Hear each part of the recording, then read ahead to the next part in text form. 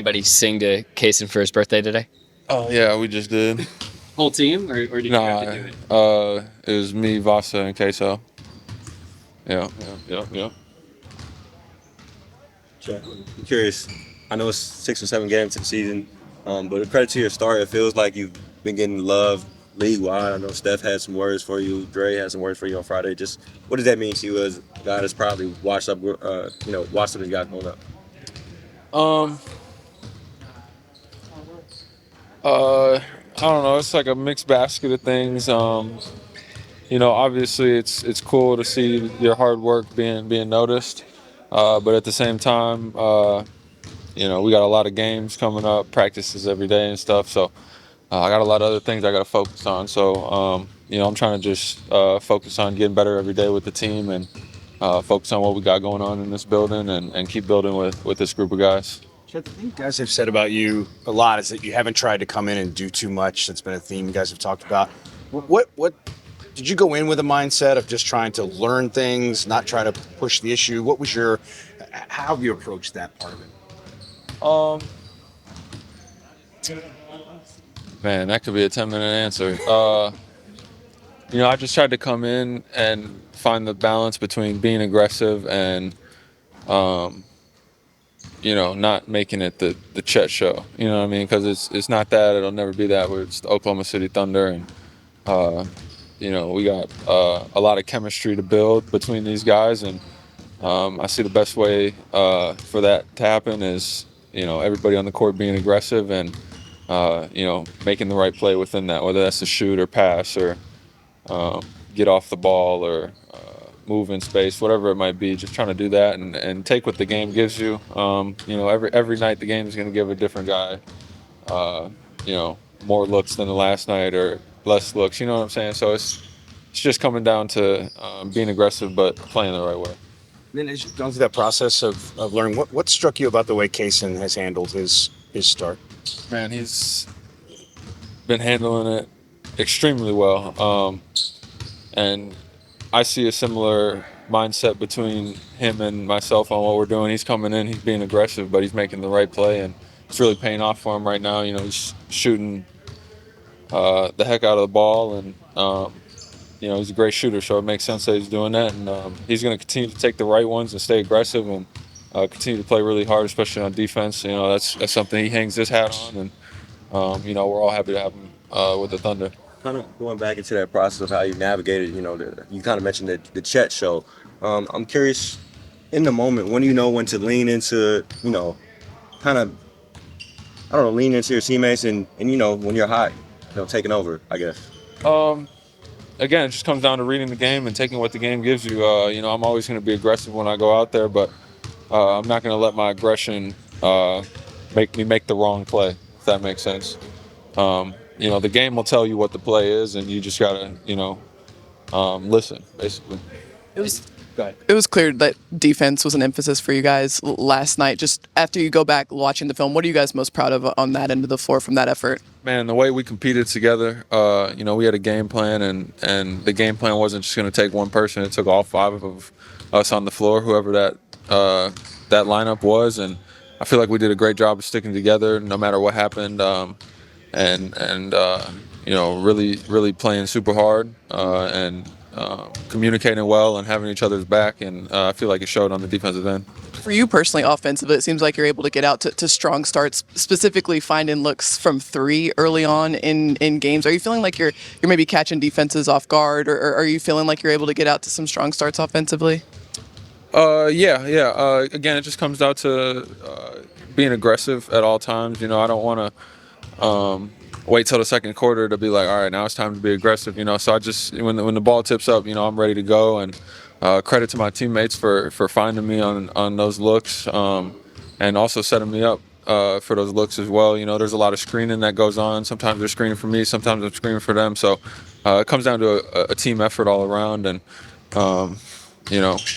that's just the way the game reads early on, I guess. So I just want to ask you about like when you do opponent scouts, do you feel like there's things where you kind of already know some of the answers based on what you observed last year heading into some of these matchups with opponents?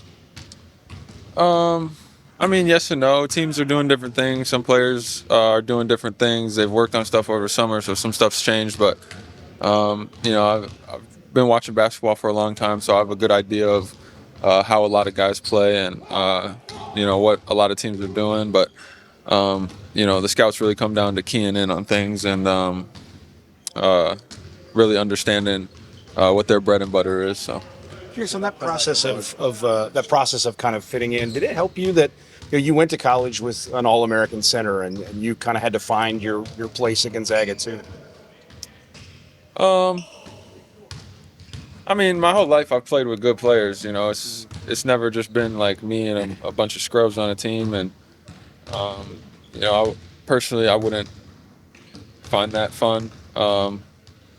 So, and when you play with great players, trying to do too much yourself is only diminishing what they can do. So, and vice versa. So, would I say it helped? Every experience that I've had leading up to NBA has helped me in one way or another. And, playing at Gonzaga was just another one of those. I feel like big portion of your success so early is because of your calmness out there on the court. You still get nervous, and if you do, how do you deal with that before the game?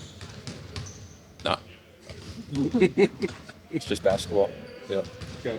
I'm curious. Obviously you had last year to sit through, watch the games, all that. But coming into this year, considering the injury and everything, just what were your personal expectations for yourself? Show up every single day with a mindset to get better and learn through experience and give it my all. And I feel like I've been doing that to this point, and I'm gonna continue doing that forward.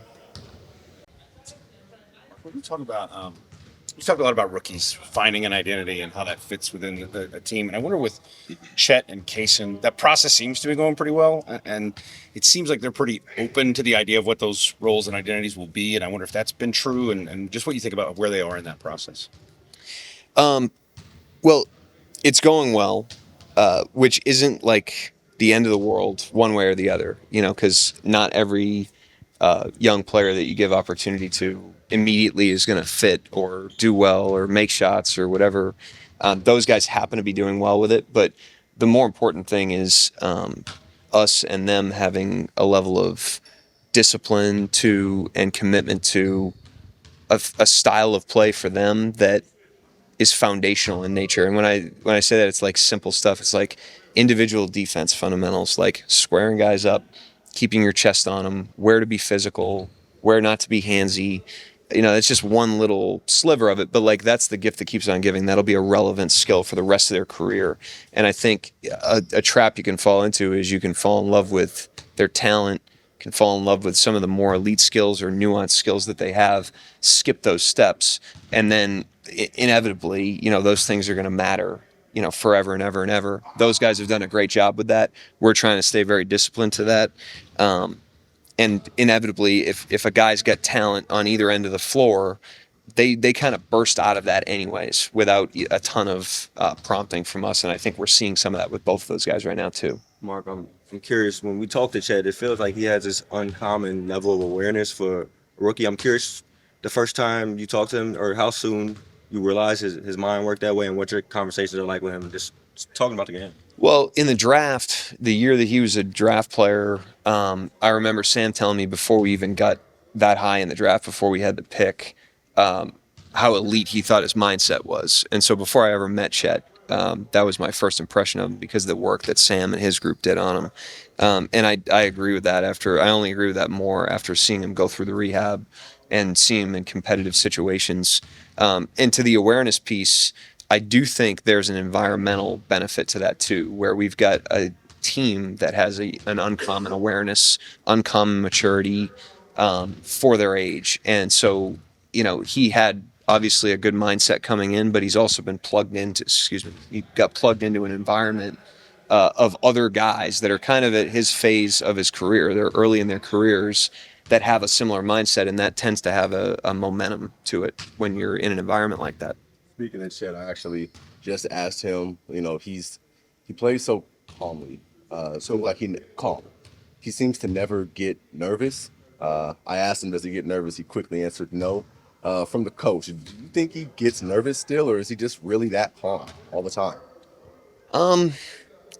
I think it's hard. I think every player is going to get like a level of like butterflies. Like I think there's an amount of nerves or anxiety or butterflies, whatever you want to call it, that's like healthy, that I think every player gets. Like it's an appropriate fear of the opponent, of the game. Like there's a reason he doesn't pull up from half court, on the break. There's an appropriate fear there. It's probably a better shot he can get. So you should have an appropriate fear. I think most of them do, but he does have good confidence for a player, and I think where that's evidenced is in how he responds to failure. Like he'll get like dunked on, and you watch him on the next play, and he's like leaning right back into the competition. He's not shrinking. The same thing I said about Josh last night. We heard from Shea post game yesterday, and he said, he saw the rhythm that this team had offensively coming off of Golden State. He didn't want to impose himself or mess up that rhythm, so he just picked his spots accordingly. And he still finished with obviously 38 and 6. Just what does that say about him and his mentality, and just the value that adds to this group when he's thinking like that? He's always thinking like that. He wants to be a part of the team. I've always said that about him. I think the more status you have in the NBA, there's a gravitational pull away from the team. That's no one's fault, but it's reflected in salaries. It's reflected in social media hits. It's reflected in endorsements. It's reflected in individual accolades. It's reflected in attention. And it's just a natural gravity that can pull players away from the team.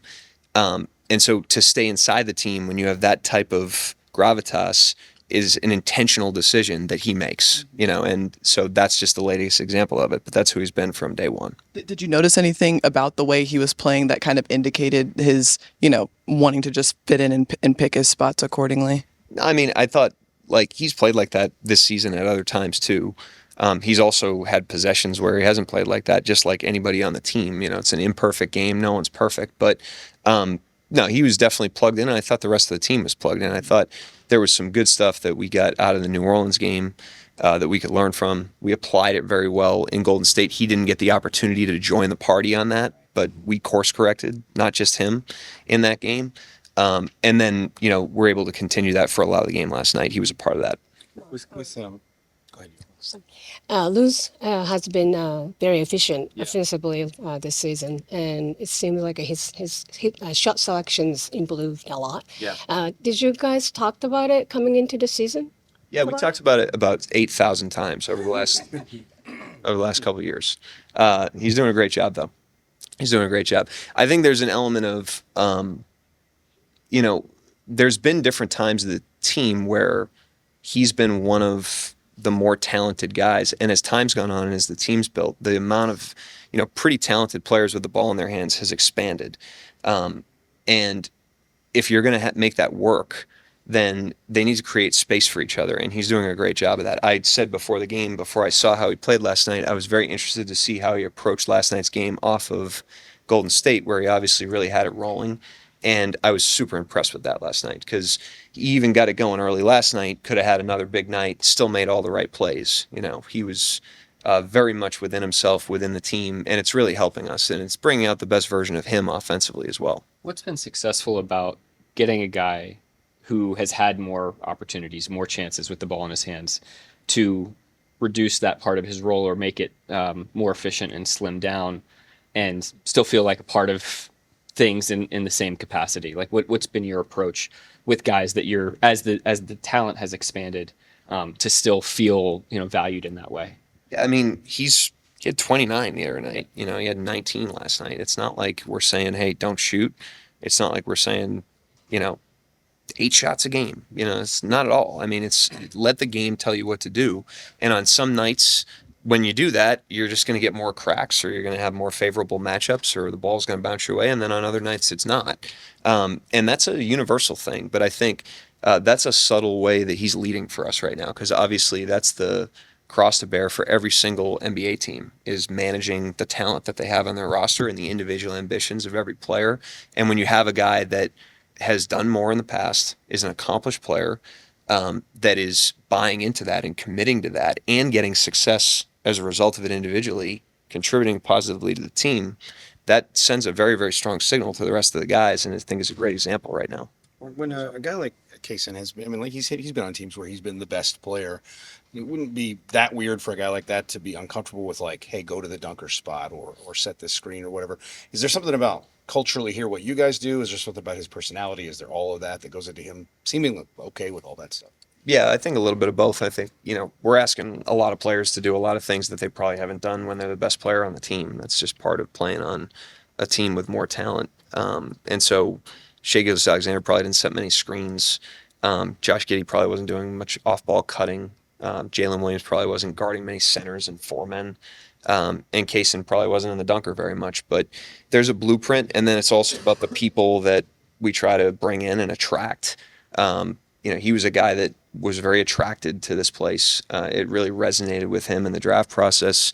And Sam was on that one early. Again, he was another player that before I even laid eyes on him, I had a pretty positive impression of him because of the work that they had done. And it was mostly about the type of guy he is. I feel like I've talked enough about the lack of free throw calls, but can you just kind of comment on how Shai's game is improving with him having to be more creative to get his 30 points or 25 points per game? I think it's just a natural for every single player.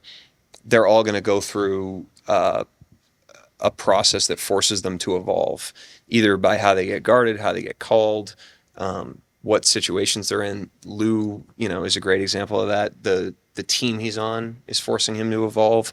And that's how players get better. They don't get better with just infinite success. They get better because they hit roadblocks and they have to problem solve and they have to fight through it. And the guys that become great players, if you unpack the journey, it's a very rocky journey where they have to overcome a lot. And their relationship with adversity is a strong one. They go through the adversities and they overcome them and they're stronger as a result. And then they get to a point that he's probably close to where they get addicted to the adversity because they know how much strength they gain from it. I mean, everybody talks about Kobe in that way, but that's really what it was. Like, he realized that the hard path was the path that you really improve with. And so he sought out the hard path, and he probably didn't start there, but he's probably the most notorious example of that.